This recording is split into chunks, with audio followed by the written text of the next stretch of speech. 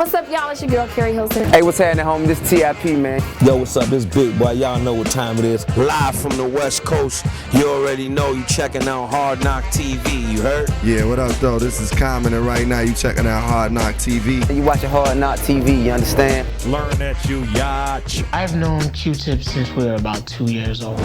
We met in church. Best friends, you know what I'm saying? He was the one who said to me, yo, you should rhyme. And if you could rhyme, that was like a big deal. Back in the days on the boulevard of Linden, we used to kick routines and the presence was fitting. It was I, the Viper, and me, the Abstract. The rhymes were so rumpin' that the brothers wrote the zap. You're the only member of the group doing press. How do you feel about that? I'm cool with it, you know what I'm saying? Because I know if I couldn't do it, they'd be here holding me down, or one would be here holding me down, if not all. You know what I mean? So it's no big deal. Well, Fife is doing press tonight, but Ali and Jerobi, they're here. They're coming out doing press. You know, Q-Tip hasn't, done any press, but, the last I heard from him, he made a statement saying he supports the movie. Ideally, yeah, I would have loved for all four of them to be together, but the reality of the situation, aside from this movie, is that, I never shot all four of them together. I would be curious as to when all four of them were in the same room together. So, one of them doing press and two of them showing up and, tonight 3 of them showing up, that has less to do with me and more to do with them. Because you should ask them, like, when was the last time all 4 of you were in a room together? It has nothing to do with Michael Rappaport at all. And that's the facts, the whole facts, and nothing but the facts. The only change I saw was just to see those guys' relationship deteriorate. Chemistry was dead. I've never had a problem with it. Fife had a problem with me. If I'm asking you what's something wrong, say it. Dude, I'm in a group with you. You're not my daddy. How did you feel about the movie starting off with the conflict between you and Q-Tip? I thought it was cool the way it was done, because it just gave you a smidgen of that, and then it went into the history of the group, and then it pans out in the end. So I thought it was cool.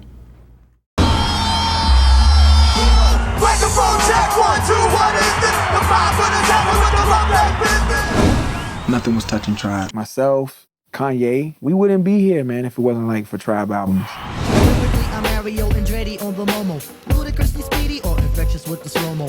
Heard me in the 80s, JV's on the promo. Am I never in the quest to get the paper on the caper? But now, let me take it to the Queen side.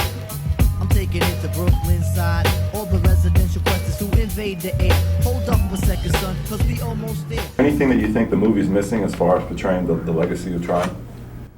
Yeah, there should be a little bit more of what the music is about in the movie, what we were about as far as production and things of that nature. And I think Ali Shaheed Muhammad should have been showcased in the film a little bit more as well. You know what I mean? Those are the only glitches I see in the movie. Quest, the group was called Quest at the time. It was part of the early Quest demos. Tip was on the mic and he started the song by saying, I'm from a group called Quest, and Africa was like, hold up. He said, say I'm from A Tribe Called Quest. It just stuck.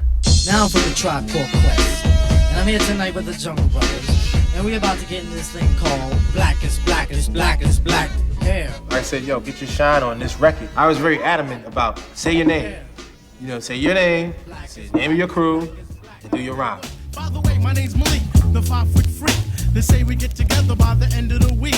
She simply said no, label me up.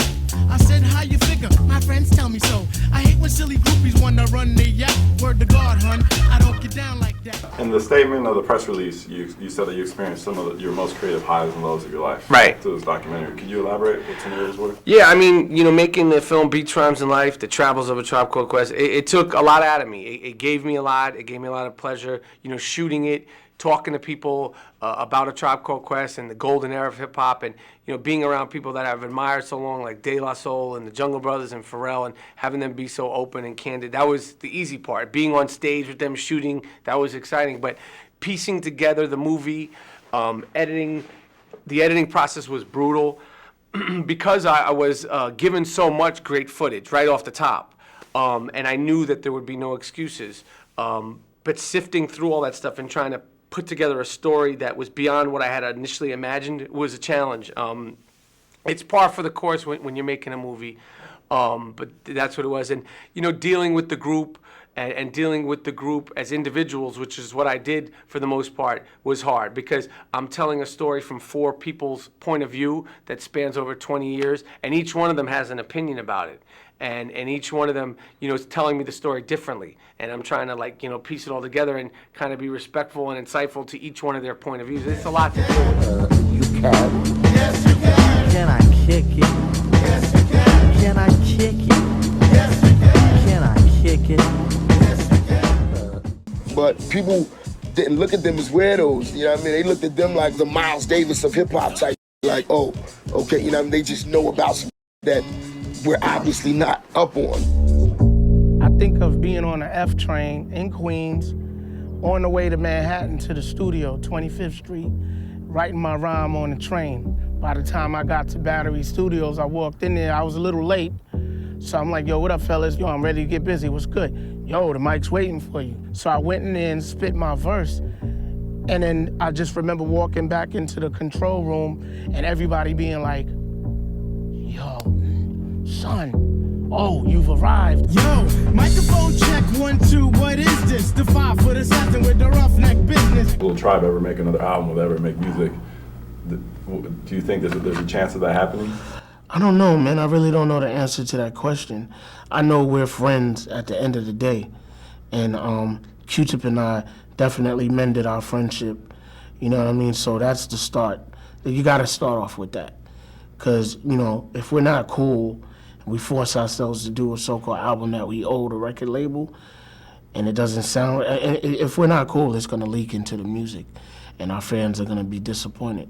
I'd rather not do it if we're gonna disappoint our fans, you know what I mean? But if it's serious, if it's all seriousness to it, you know what I mean, and we could get the job done, then let's do it, you know what I mean? But right now, it's like the $1 trillion question. It's still up in the air. Will a Tribe Called Quest make more music? That's the reason why I made the movie. I don't know if they're gonna make more music. I know that they can. I think that, their friendships and their relationship needs to be intact in order to make music that we expect. The level of expectation would be so high. If they did it, I think it would be exciting for music fans. I think it would be exciting for hip hop. Will they do it? I have no idea. I'm done trying to figure it out. I loved being a part of this movie, and if they do make an album, I'll be the first one to buy it. Or maybe I'll get a free copy after all this. Yo, microphone check 1, 2, what is this? What? Yo, microphone check 1, 2, what is this? The way that I describe that, yo, is the same way that NWA busted through the Martin Luther King I Had a Dream piece of paper on the Express Yourself video. Like, they busted through that piece of paper like what? It's like how you put the perfect screw in the hole. That's what Fife was to Tribe Called Quest. I remember when the film was starting to get together, Nas was involved somehow, like bringing you guys together. We didn't really see him much in the documentary. How has that relationship evolved? I mean, Nas is people's, you know what I'm saying? Just on the strength of hip hop, we enjoying his work. He loving our work. Q-Tip worked with him a couple of times on different projects or whatever. So I consider him family, you know what I'm saying? I mean, I don't know Nas on a personal, but just on the strength of loving his music or whatever, I consider him family, straight up and down. And as far as the film, I'm not sure what happened. You know what I mean? I know he was supposed to be part of the film as executive producer or something like that, but I really don't know what happened. Back in the days on the boulevard I lended, we used to kick routines and the presence was fitting. It was I, the abstract, And me, the 5-footer. I kicks the mad style, so step off the Frankfurter. Yo, Fife, you remember that routine? That we used to make spiffy like Mr. Clean? A tidbit, a smidgen. I don't get the message, so you got to run the pigeon. Benita Applebaum is probably one of the reasons why chicks dig Q-Tip, because it was like this fun, flirty kind of song that's appealing. That's fun to say. It's fun to dance to, and he coined, the fat ass term, term for fat ass, in a nice way. Hey, Benita, glad to meet you. For the kind of stunning you miss, I must beseech you. But what's next for Fife? Are you going to do any more music? Are you going to concentrate on more of the coaching, the scouting that we saw a little bit of? Yeah, I'm still doing the scouting or what have you, recruiting. But yeah, I have an EP coming out, Songs in the Key of Fife, 8 is Enough, and then the LP to follow that, Cheryl's Big Son, Elma's Grandson. So I'm definitely doing music, have my own label, Smoking Needles Records, my own production company, Rhythm Kids Incorporated, and I'm working on my foundation, Fight for Life, as well as I have a sports show that I'm working on called The Fanalists. You know what I mean? It's basically we represent fans all over, but we come from the mind of analysts. You know, so it's like real fun, man. You know what I mean? So I'm like an octopus right now, man. I got my hand on a couple of things because for the simple fact I'm happy to be here. So now I'm taking advantage of every opportunity possible.